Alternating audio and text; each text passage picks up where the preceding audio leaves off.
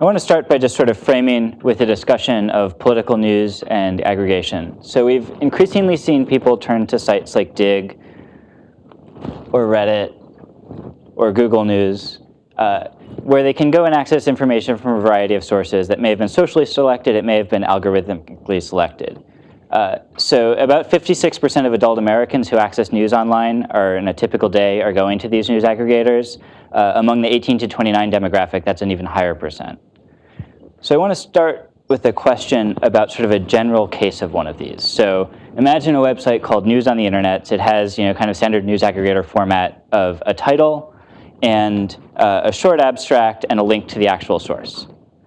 And some of these articles support your opinion, right? Things that you agree with and make you feel good about what you agree. And day after day you go, and it's about the same distribution of agreeable and disagreeable items, right? So each day. And that works out pretty well. But then along comes a series of news, a competing news aggregator. And this one offers you almost entirely agreeable items. There might be one or two disagreeable ones that slip in there, but day after day after day, it's a set of stories that support your existing opinions. So how many of you think that you should prefer that first aggregator, News on the Internet? Okay. And how many of you think you would actually prefer a series of news, the second aggregator? Yeah. And so what do you think most people would prefer as their daily news aggregator, right? I think most of you, who says News on the Internet? And who says a series of news? Okay.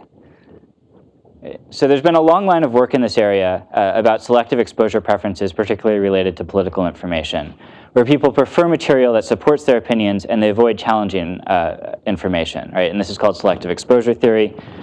The more agreeable items in a list, the happier you are. The more agreeable content, the better you feel. Right? And a number of scholars have expressed ways that this might manifest itself online. So in Being Digital, Negroponte talked about a daily me, a collection of news items of each day that's selected based on things that have matched your interests. A bit later, Unseen comes along and says, well, wait, maybe this is not the best thing for us as society or as democracy, because people may end up only engaged with agreeable viewpoints. And Percier recently repeated this in the filter bubble with concerns particularly about search engine rankings and feed rankings, where you're exposed to things that the system believes will be things that you like, perhaps reducing your chance for serendipitous exposure to things that you have not yet encountered. When it comes to political information seeking online, there's a variety of evidence that supports this theory. So political bloggers predominantly link to like-minded bloggers. People's preferences motivate their media exposure, and there's high level of agreement in political blog comments. And so why might this be bad, right? So what doesn't happen if people are only accessing agreeable views? One of those things is deliberative discourse. So the idea is that if you're exposed to diverse opinions and you're open to changing your mind, people become much more public-spirited citizens, and that societies reach better collective choices at all levels of government, and that those choices have better or greater legitimacy. You aren't sitting there concocting conspiracy theories about how this thing you disagreed with was passed in the dead of night by an extremely small minority. People also need to be exposed to diverse viewpoints in order to learn, right? So you have to encounter views that challenge what you know in order to learn things that are different than what you do know. It also can lead to better problem solving. So more divergent and out-of-the-box thinking happens when you have people with diverse points of view involved and different information available. So if this is important, if there are negative consequences to people accessing only agreeable information, what can we do about it? And so I've looked at it from kind of two perspectives. One is looking at, in online political spaces, how can we better understand what people's actual preferences are and how those are enacted as behavior? And then ways to encourage people to read more diverse viewpoints if indeed there is selective exposure behaviors occurring online. And also looking at whether there may be other online spaces where some serendipitous exposure to other viewpoints is already or still happening. So I'm going to walk through sort of 4 quick pieces on this. So one is algorithms to actually select diverse content. One is ways to present diverse content to people, looking at people's actual preferences, and then one study on this last question of whether or not there are spaces where diverse discussion already occurs. So we'll start with selecting diverse content. And this was using, I wanted to have a system that used just readers, links, votes, or set of links. So you didn't necessarily have categories or viewpoints already. Okay, so we'll go back to Dig, one of the early examples here. And there's been a lot of at least anecdotal evidence that front page stories from the last 7 days would be predominantly liberal. Maybe 1 or 2 conservative stories would make it, but Dig was kind of having a liberal bias. And it wasn't that everyone on Dig was liberal, and in fact, there were conservatives on Dig, but they felt unrepresented when this happened. So they started trying to create conservative alternatives because they felt like they weren't heard. Right? They wanted a site like this, but they couldn't see their viewpoints represented in Dig's viewpoint. So they created things like Lively Links, GotPub, or the awkwardly named Rig, right? In an attempt to get that same experience, but also find viewpoints that they agreed with. Right? And so there are ways that this can happen, which I'll talk about, right, where you end up with a majority or plurality taking over an entire front page to the exclusion of a minority. But first I want to talk about some diversity goals. So what would be an ideal front page, maybe? The sidelines algorithm, which is designed to select a more diverse set of items, and then some diversity measures and an evaluation based on those measures. Right. So I started with 3 diversity goals. One is having people feel represented. So those Republicans who were looking at Dig and saying, I don't see my views here, right? What's going on? The other is a proportional representation of viewpoints, so you understand maybe how widely an idea is held. And then expose everyone to challenging viewpoints to achieve that last learning goal where you're exposed to things that you disagree with. If you have a really simple voting algorithm, such as approval voting or pure popularity, each voter can vote for an unlimited number of items up to once each, which you can do on Dig. You can vote for as many stories as you want. And then you can select the K items with the most votes. Right. The trouble is that there's this risk of tipping in that situation. If you have a plurality or a small majority, they can sort of, because they can vote for as many stories as they want, and there's a limited number of stories on the front page, they can sort of take over the whole front page, and those with minority views don't get their stories in there. We propose an alternative algorithm called sidelines, where each voter can vote for an unlimited number of items, so same set of votes. And then the selection is a process where it's repeated K times for the number of slots you have on your front page, and you select the item with the most votes. But then everyone who voted for that, their votes don't count, or their vote weight decreases for a certain period of time. So they have to sit out on the sidelines. And that gives other people a chance to be heard. Right? So to see how that could work out with a set of documents, we've got our set of voters. We've got 4 blue voters and 2 red voters, and a set of documents that sort of represent blue and red viewpoints. And their voting is incredibly correlated with those viewpoints. If you run approval voting on the set of documents and votes, you end up with a set that is entirely blue, even though your population and your votes were not entirely blue. If you run sidelines, the first item is the same, right? No one's been sidelined yet. You run the second, and those original voters for it have to sit out, so you end up with another set of items. And then those voters for the last one, this is just with a one-turn sort of trivial example, you then get another blue item, those votes sit out, and you get another red item. So here you get a more balanced set. In reality, voting is a bit more sparse in most cases, so you don't quite get this total, right? So now this is also unproportional to the actual number of to the actual voters, but you do get a more diverse set. All right. So how would you measure? Oh, Scott. Do you think the intuition behind it's really clever? It feels a little bit similar to instant runoff voting. Is that fair? Not in implementation, but in spirit. In spirit, I think it is, right? You can vote for your favorite wingnut and not worry about it because it won't be counted against you unless their vote rises. Right, your vote hasn't been wasted. Here it's not, right, so it's quite different because you have the approval voting where you get to vote for as many things as you want and you don't have to rank or things like that. It is, right, but in spirit, right, and we actually pulled some of the ideas for this from the Chamberlain-Courant method for selecting committee members that was actually done for academia, where it was the same idea of you want a representative set of committee members, and the ideal committee is sort of proportional to the views that it represents. But yeah, so similar in spirit to a lot of the voting work. Right. And then we wanted to measure how well you're doing if you have one of these systems, right? So we came up with measures of inclusion and exclusion that sort of go at this idea of representing people, alienation, and then proportionality. Inclusion and exclusion is the most straightforward of these. It's just the number who had something they voted for represented. Exclusion is the number, or the proportion who didn't. alienation is a little bit more about how far down the list you went. So the intuition here is that if you have to read pretty far down the list before you see something that represents you or that you agree with, you're probably less happy, right? And so it's the minimum position in the list for an agreeable item, and otherwise it's sort of the length of the list plus 1. Right? So it's sort of a trivial measure, but it gets at this idea that the further you have to read, the more dissatisfied you're becoming. And so for the result set, you sort of take the position for everyone, the alienation score for every user and the items. The last is proportional representation. And here the idea is that you've got voters who may be part of a particular group, so red, blue, purple, or they may be sort of partially, right, of different groups. So you may have someone who's socially liberal and fiscally conservative, for example. And so it's possible to have partial group membership. For a set of users of these, right, you can sort of come up with the average memberships for in groups for each user. You can then, by looking at what they voted for, come up with sort of what a document or who a document represents. So you've got voters for an item. It represents sort of the average group membership of those voters.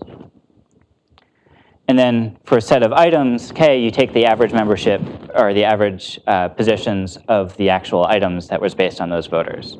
Right, so now for the set of items on your front page, you have the positions that it should represent.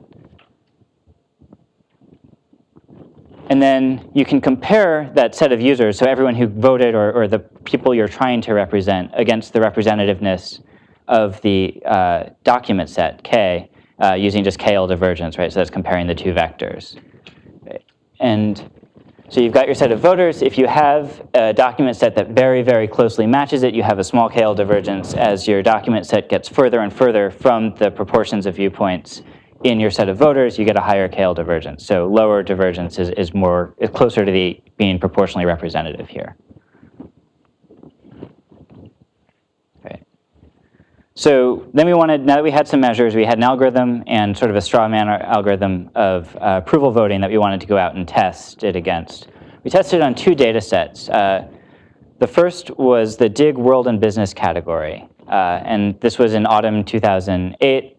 We had a number, so you can sort of get the quick counts for news stories, digs, and votes there, or voters represented in it. We didn't have categorizations for what group each of those voters were in, so we could only run inclusion and alienation based on the vote data. And here, sidelines outperformed pure popularity on both inclusion and on alienation. So more people were included. They had to read less far down the list when we ran sidelines on that data to come up with front pages. But then we wanted to go and test this third measure. Yeah. Does that say that everyone only has to read down a half story? Yeah, so there are other stories in there too that people were voting for. And part of it was the number of votes. Or I'll follow up with you separately on that one, because it's been a while since I looked at these. Right. But then we did want to go back and test the proportional representation, which was, do the sets actually match the proportions of the views that the voters held? So there, we didn't have classification for the dig users. Instead, we went back and looked at things that we could classify. And in this case, it was a set of 500 political blogs. We treated the links from a blog to a story as a vote, which isn't perfect, but it does pretty well, given that people tend to link to things they agree with. And we treated the blogs as voters, and then we classified each of those blogs using some independent lists of liberal and conservative blogs, as well as research assistants to judge, to break any ties. So we had about 52% liberal blogs, 35% conservative, and 13% independent. Their linking patterns were extremely, right, so the conservatives tended to link to the same things, and the liberals tended to link to the same things. Okay. So looking at proportional representation, on a day-to-day basis, pure popularity did better, though there was super high variation on days based on what people were voting for and the stories available for whether or not either was doing very well. But overall, it won on each. And in this data set, it also still won for inclusion and alienation each time. Right, so it's doing better on the metrics. But the next question that comes up is, are these differences noticeable to actual humans, right? So we ran a a short study with 40 subjects who were asked to look at a 12-item result set that was generated either by sidelines or by pure popularity.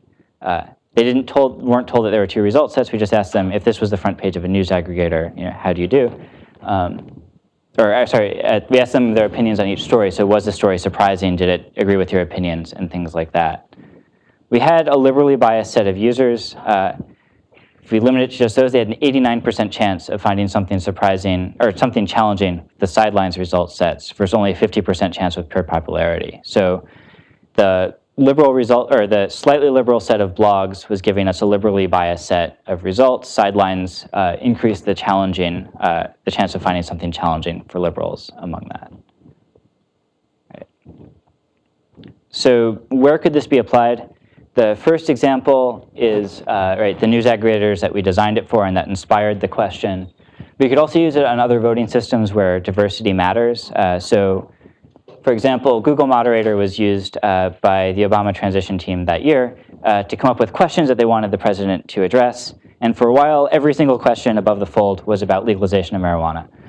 And that certainly tells you one thing, but it does mean that other issues weren't making it. So perhaps had sidelines been used here, it could have let other issues sort of percolate up too without changing the order of the first item. I've also wondered if it could work for places like where you're trying to figure out what to produce. So a site like Threadless where you're basing t-shirts off of user ratings. So maybe you can match sort of a broader portion of the market. The nice thing about it is you don't need to know anything about the content. So it's just totally independent of what was actually in the articles for the classification or for the selection of items, about the user groups or what they actually are, or about long-term voting behavior for this to work. So if preferences shift, you're still fine. It's a really interesting instantiation of majority and minority rights. Yeah, and it's a voting system that tries to protect the minority's chance to be heard, but still letting the majority, right, they still get the first item. So this makes a really interesting assumption, which is that everyone should be reading the same newspaper. You could actually personalize this newspaper instead in such a way that I now have my own sideline, effectively for something that says, at some optimal amount of what I like to see and what I don't like to see. And maybe you would get something that feels a little bit more personal. So this is designed for a front page that everyone is seeing, right, like you point out, or a market where the same things are available for everyone if you're kind of taking a Threadless example. Right, so there are times when you're constrained to that, or where it may be desirable if you're trying to convene a conversation around a set of items, or you can imagine using it for like picking the books for a book club, right? If you don't want to exclude some of the people who have been participating for a while, this would let the minority people get some votes for books too. Right. So that's sort of one quick pass on the selection process. There's been a lot of other work, including by Daniel Zhou, who was one of my colleagues at Michigan, that have been continuing this. But my interest lately has been more in presentation and understanding people's preferences. So the first of these studies looks at a simple presentation example and looking at people's preferences for diversity. And so even in the sideline study, people were telling us in the qualitative responses that they made a point of visiting websites with viewpoints different than their own. I would have been happy with this, right? This one gave me a different result set. It's good to know diverse opinions, but I can't take too much, right? Or I wouldn't use a news aggregator, but this one's liberally biased. It gives me things I agree with, so I'm good with it, right? They didn't want something with too much diversity. So we had mixed preferences. And while I talked earlier about selective exposure or challenge aversion, so people who want or are happier with all agreeable items, right, and the evidence for that, there are competing theories. One of those is that people do seek out diversity in this context, right? So people prefer information that contains both challenging and supporting opinions. They're happiest somewhere in the middle, right, with some challenge and some agreeable items. And there's some evidence for that, particularly from Usenet groups where Kelly found a lot of replies from different opinions, and also self-report studies where people say that they're using the internet to go out and seek viewpoints from both sides. Right, so we've got these two competing theories. And I wanted to go out and figure out which of these is right, and if people are in fact challenge averse, can we nudge them to read more diverse news? All right. So the overall study design was to show people with known political biases a list of links with predicted percentage of agreeable items. So kind of going back to how I framed the talk of these news aggregators with some agreeable and some disagreeable items.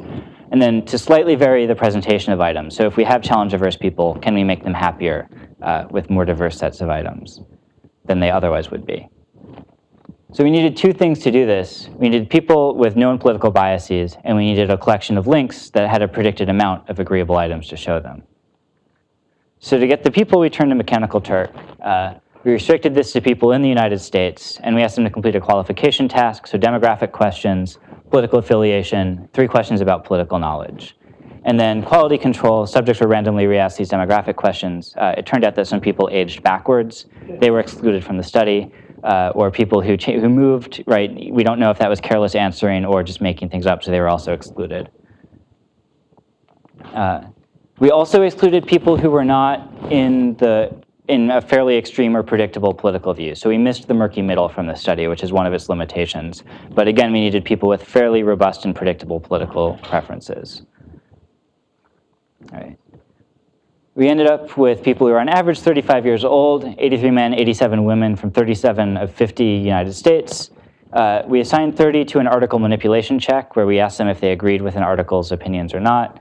And then 30 where they were shown a collection, or sorry, 40 where they were shown a collection of items. We asked their satisfaction with it. And as another manipulation check, we assigned 38 to a condition where we asked them the bias of that collection. So were we building collections that actually properly represented the bias we thought they were?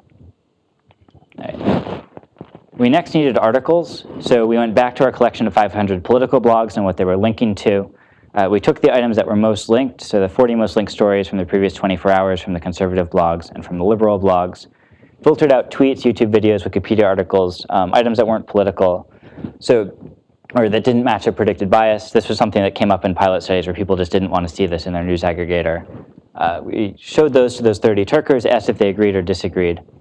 Each article was seen by at least 2 people. If they agreed, we kept it in. If they disagreed, we had more people see it. And if there was continued disagreement, we excluded the item. Otherwise, we left it in. Right.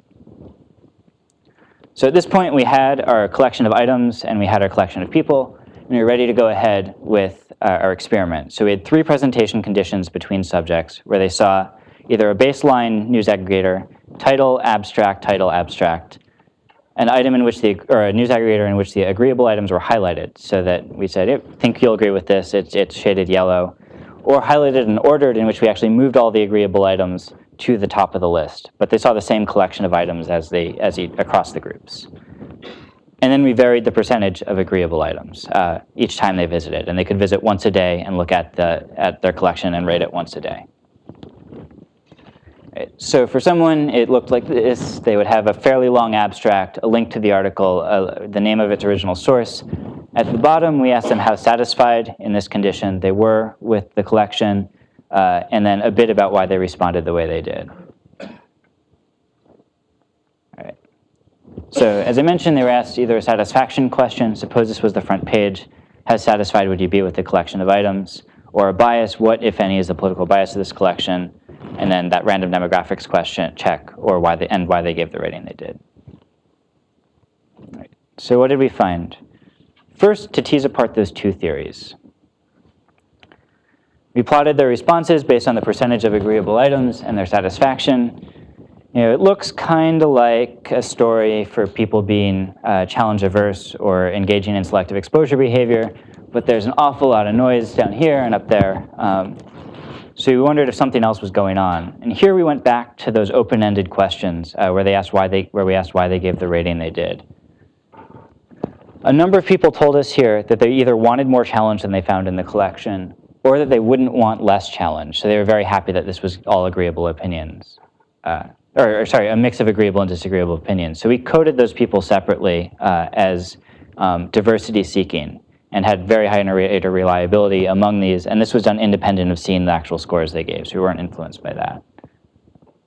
All right, so we take that plot, and we pull out the diversity-seeking individuals, and we start to see a story that, yep, they do indeed appear to be diversity-seeking. They're not happiest at 50%. The peak's actually a little closer to 60% agreeable. So you still like to know you're in the majority, or think you are. And then the story for the remaining ones becomes a bit stronger of a story for those people being challenge averse. Right? And if we actually do an OLS model, we see significant predictors for percentage agreement, as well as percent agreement squared times diversity seeking. So those diversity seeking people are actually happier and less happy as you go to an entirely agreeable set of items. This actually ended up explaining just under half the variance in their responses, which is pretty high for this kind of study. So satisfaction was a pretty good driver. So for the people we had about 30 subjects who were challenge averse and about 10 who were diversity seeking. It's a small study of mechanical Turkers, so I wouldn't read too much into this as being representative of the population, but that's who we had. So the next question was, for those 30, could we nudge them to be happier using our presentation techniques? And those, again, to recap, were baseline of just the article, or the title and the abstract, highlighting the agreeable items, or highlighting and placing the agreeable items first. Same sets of items across conditions. Right. And here, highlighting appeared to at least produce stronger reactions or stronger responses. So people who had no agreeable items were more unhappy. People who had all agreeable items were happier. And this may have just been that it made it quicker, easier, or that they felt they should. So I wouldn't read too much into it. Placing the agreeable items first, interestingly, appeared to decrease satisfaction. This was a strange one, and we have a couple ideas for why this might have happened. One is that the question was at the bottom, so there's a recency effect going on with the disagreeable items that were also at the bottom of the list, and those were most salient when they answered the question. The other is that once we started messing around with order, people actually said, oh, you are willing to personalize the set of items, so why are you leaving disagreeable in at all, right? So we may have raised their expectations at that point. And then both of those results were also significant. All right, so where do we go from this kind of result? The first is that it sort of changes the conversation on selective exposure, which until that point it sort of said, well, people online, are they either diversity seeking or are they challenge averse? It turns out that people, at least in the same context, were both, right? So some were diversity seeking, some were challenge averse. It becomes more of a question of under what contexts do they engage in these different behaviors, and how do you design for challenge averse individuals to nudge them to read more diverse things? The things that we tried didn't work. But the next study, which is still kind of underway, so I'm not going to say a whole lot, went back onto this question of can we nudge behavior in another way. Okay. So the aims here were to do a field evaluation of some technique or to nudge people into more diverse political news reading, and also to go back and look at whether or not those preferences that we found in the previous one, challenge averse versus diversity seeking, or the persuadability of people were predicted by personality traits. And in this case, we picked the big 5 personality traits, as well as demographics such as age and gender. The presentation technique we decided to test this time was a character on a tightrope. So someone who, based on your own reading behavior, is they're happy in the middle or they're gradually at risk of falling off. And this was based on sort of the idea that a lot of people at least express agreement with a norm that they should be reading diverse news, right? So if we highlight when you're disagreeing with it and help you maybe feel uncomfortable with it, could we nudge you to read more diverse news? Right. And we built it as a Chrome plugin, which you can go ahead and try. And it showed your reading history over time. URLs were classified according to just the domain, so we didn't classify articles again. We had sort of an initial classification of things at this domain, and sometimes we broke out separate paths, like the conservative columnist on an otherwise liberal publication. We tried to classify separately when we could. It doesn't do that amazingly on individual articles, but in aggregate, it's pretty good. We ran it in a field deployment from about August until, well, it's still running, though we've stopped the experiment around November. You get feedback where articles are classified on the domain with 2 conditions. So one set of people are randomly assigned to get immediate feedback of their reading behavior and ongoing feedback. The other condition had to wait 28 days. Instead, they just see a countdown, number of days remaining until you actually get your report of how balanced of how biased your reading is. We had their before and after browsing history, as well as a survey that they completed on installation of it with demographics and personality attributes, as well as their political preferences. We're not totally done with the analysis yet, but what we're finding so far appears to be small changes in behavior. So we had some folks who, after their initial, so their before installation history, needed more red. And what really happened is sort of the middle stayed about the same, or the median behavior change was 0, but there were some outliers who were way more persuadable in the treatment group than in the control group. And then there were groups who were balanced, and these were both smaller groups, so that there weren't that many balanced people, and we had few conservatives, partly because the primary way we got subjects was through some publications that at least our data shows are mostly read by liberals. So science press and NPR. So it would be nice to have more there, particularly because they had actually the largest behavior change, the need blue group, in both cases. All right. So when we compare between the control and treatment, we see small effects on the order of about 4 new monthly visits to a far right site a month, or about 20 new monthly visits to a neutral site per month. Which is, I don't know if that's enough to actually nudge people's perceptions. And I do think that we can do better with better designs in terms of behavior change. But we're starting to get towards a point where it may actually be worth measuring whether or not people are more aware of diverse viewpoints, whether or not they're more accepting or tolerant of other views. But I want to try and see if we can get a bigger effect first. So far, our look at personality trait data hasn't been particularly encouraging. They're not really predictors of reading behavior or persuadability so far, but that may change when we get more subjects in or when we get a better design. So not totally, the verdict's still out on that one a little bit. All right. So far, I've talked about a set of studies on political news sites and aggregators, right? And that's when people are actually actively seeking news or they're coming across of it on sites that they sort of visit out of habit or things like that. But what about spaces where diverse exposure may already be occurring through other means, right? And so here I'm looking at non-political sites. And in particular, I decided to run this study on a set of blogs from blogger.com. Right. So do people encounter political discussion there, and do they engage with it? And this was motivated by looking at, sort of reviewing that list of concerns about homophily in online political discourse, right? It stands out that political bloggers predominantly link to like-minded bloggers, political blog readers self-segregate, high levels of agreement in comment threads on political blogs, challenge aversion prevalent in preferences for political news aggregators. But sort of the recurring theme throughout this is we're looking at political spaces, right? Spaces where people go for political information, which strikes me as a lot like looking for political diversity at a political rally, right? It just isn't going to happen, right? Or if it does, it's in some walled-off free speech area, right? Such as Reddit/conservatives, things like that, right? And if we look at sort of the history of scholarship in political discourse, people have been celebrating other spaces for their chances to expose people to diverse viewpoints. So things like Kiwanis clubs, bowling leagues, bowling alleys, restaurants or third spaces, or or the bar, right? And this actually, the first picture when I searched on Flickr for a Creative Commons photo of a bar was actually people watching the State of the Union in a bar, right? Like this was fantastic. Right.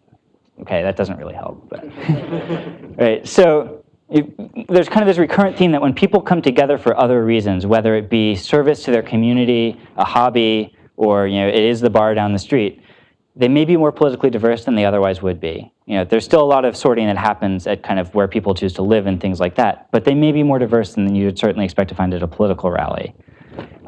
They listen and frame arguments to protect those existing relationships. So when you bring up something where you disagree with others, you're kind of in this space with them and you want them to still respect you, and you listen because you bowl with them, so you might as well see what they have to say.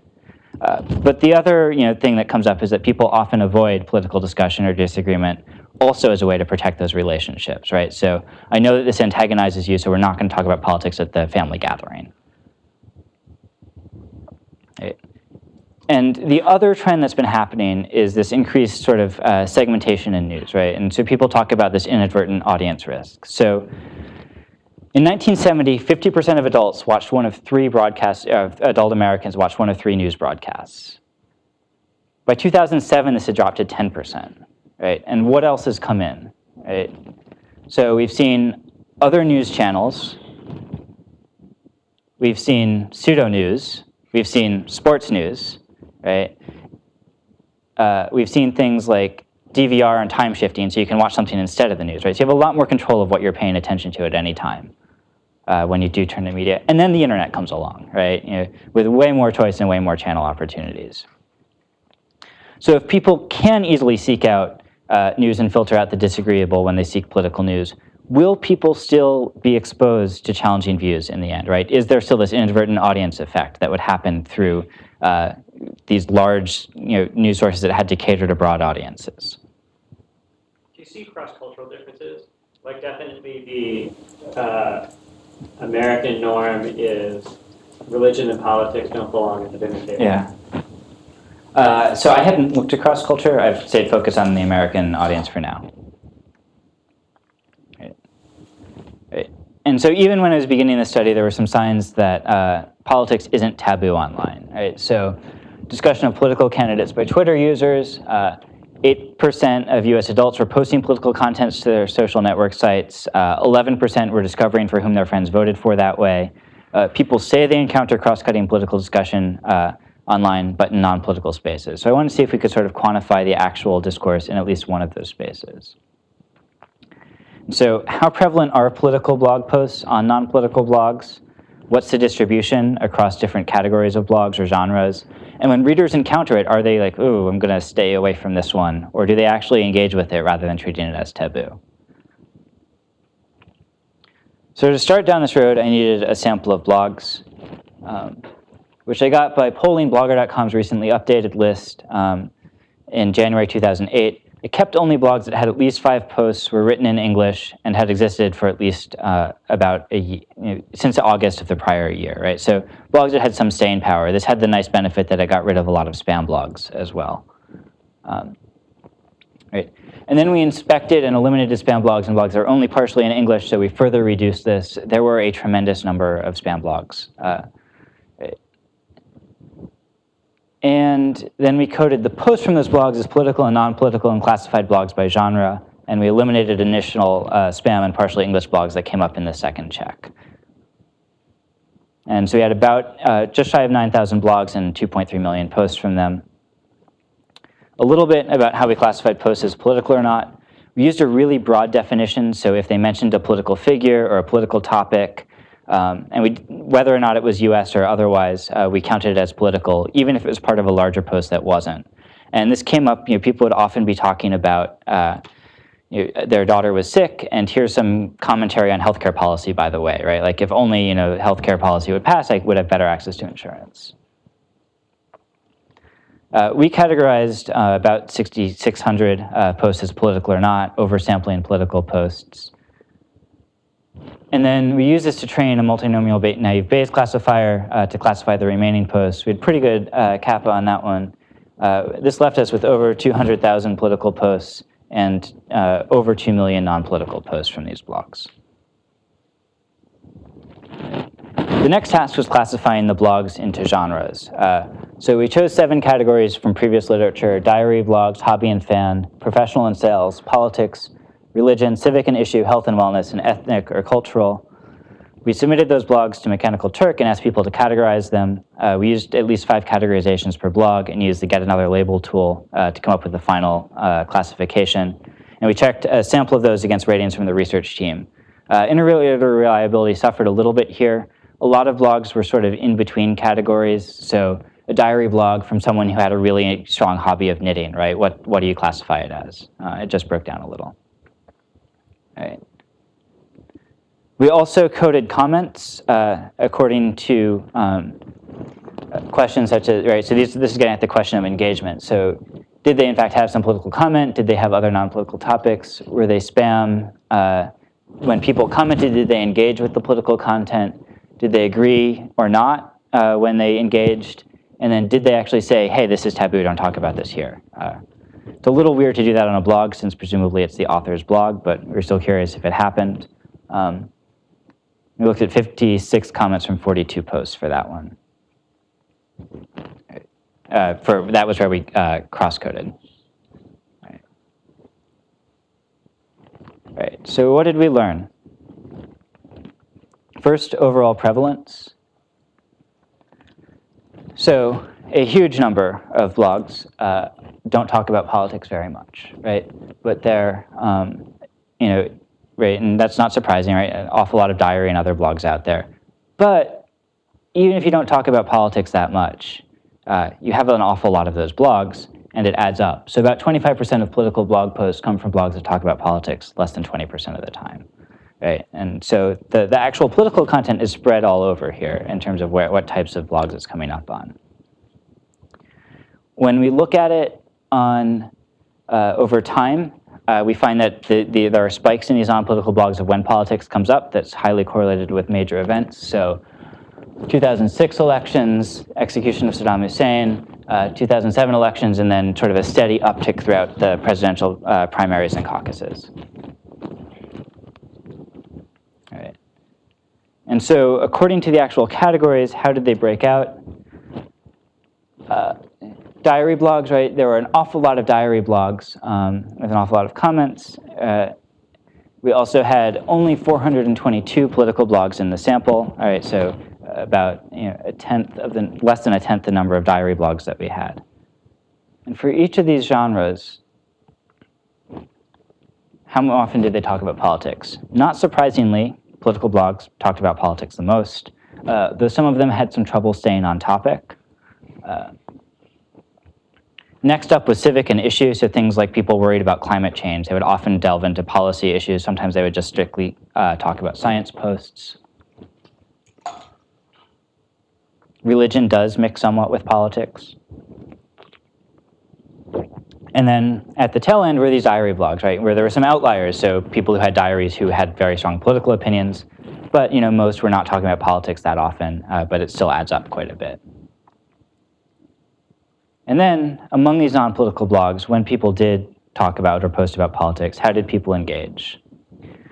So on non-political blogs with political posts, they got at least as many comments as the non-political posts on those blogs. They have at least as many or slightly more commenters than the non-political posts on the same blog. So it's not like two people getting into a back and forth flame war. And they have slightly higher amount of anonymous comments, which is interesting. So people may be engaging but choosing not to sign in when they argue with their friend. So those are all interesting results to me. All right, so people are engaging, but maybe they're choosing to protect the relationship by staying anonymous. Engagement and agreement. So 83% of those comments did actually engage the political content. It wasn't like they were going back and saying, oh, I'm sorry, your daughter is sick. They would actually go and engage the political content, even if it only came up for a brief part of the post. It was still skewed towards agreement or neutral, but there was disagreement and a little bit higher than seen in the agreement-disagreement ratios on political blogs. So sort of overall takeaways from this one is there's a lot of political talk happening on non-political blogs. It's not taboo, so readers are engaging with it when they see it. And then there's lots of questions remaining about sort of actual discourse quality, right? So how civil is it? How many arguments are being expressed? When people do read the comments, are they learning? Do they change their opinions? And how does this stack up against other spaces, right? So I started the study a long time ago and then came back to it, right, at a point at which blogs were no longer, right, the most common social media site, right? Facebook and Twitter are bigger now. And I think that the dynamics are different in those and worth studying, right? But one of the major takeaways for me for this is that even if people, when they go to those news sites, are selectively accessing agreeable viewpoints, at least some inadvertent exposure to cross-cutting views is occurring in these other spaces, right? So there still is an inadvertent audience effect. It may just not be on the sites that we're used to or in the forms that we're used to. All right. So that's sort of a quick overview of 4 sets of studies in this area, looking at ways to select content, how do you present diverse content once you have it, what are people's actual preferences, and how might you design for each of those? And then are there spaces where people are actually discussing politics? In terms of where I am on this, Right, we've got 3 measures that are, I think pretty good to use for these algorithms if you can actually get, particularly proportional representation requires actually knowing people's views, so that's a little harder to use. We've got the sidelines algorithm and actually now a generalized form of it, but we don't yet know sort of how to optimize it or what data sets it works best on, so that's sort of a next step. We tested some presentation with highlighting and replacing agreeable items first. Not very exciting results there. It didn't work. But we did try this balancer extension, which led to at least small behavior changes. So now I'm looking to build on that and get larger behavior changes, and eventually go back and test whether or not this leads to some of the predicted outcomes in terms of people's viewpoints, how they engage with others, or civic engagement. People's preferences for content diversity, right? People are neither inherently challenge averse nor diversity seeking. There's individual differences in at least this context. There's a lot of need to better understand it and whether or not personality attributes or other characteristics can predict them, so that you know sort of, we have this user, what sort of content might we serve up for them? And then I'm actually pretty excited by the results about spaces where people are actually still posting about politics and engaging with it rather than choosing to filter it out totally. And because they have those other relationships to protect, this may actually be one of the better chances for people to engage with people who disagree with them politically, but who they respect and who they want to persuade or listen to, right? And there's some inadvertent exposure there that we can better understand, right? Right, so, kind of where it goes, better nudges, right? Better selection, better presentation, better understanding of this political discussion in non-political spaces. And really, all this comes back to these questions of, right, does this actually lead to the predicted outcomes in the end, right? If we have people encountering political views intentionally or unintentionally, right, does it actually make them better informed citizens? Does it have them make better decisions? And then I just want to say thanks to collaborators and funders for this work, and there's more information online.